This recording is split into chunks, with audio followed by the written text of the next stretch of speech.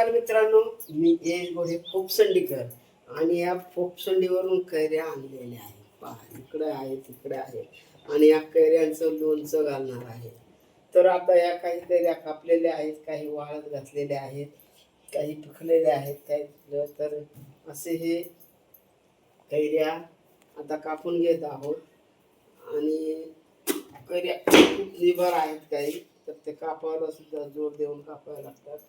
अशा आंबट आणि गोड अशा आहेत, त्यांना तशा पण आहेत. असं सुंदर लोणचं होतं. रायवाळ आंबा आहे, या रायवाळ आंब्याच्या कैऱ्या. आणि आता त्या कैऱ्या आम्ही कापत आहोत आणि संध्याकाळी कैऱ्या कशा करतात ते दाखवणार आहोत लोणचं. आणि आपल्या विजया मॅडम लोणचं कसं घालतात हे तुम्हाला दाखवतीलच. कमेंट वगैरे करा पुढच्या भागामध्ये.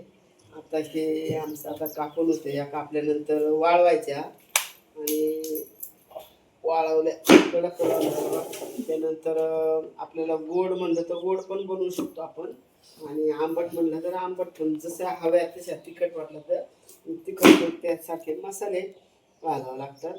आणि असं हे आंब्यांचं लोणचं कसं बनवतं ते आपण पुढील ह्याच्यामध्ये पाहणारच आहोत. तुला आवडल्यास जरूर लाईक सबस्क्राईब करा.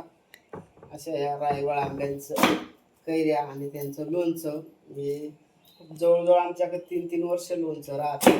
त्याची वेगळीच खासियत आहे. आमच्या सासरे भावांनी आम्हाला ही शिकवलेली आहे. आणि हा धोंड्याचा वाण पण आलेला आहे खास अडकीचा.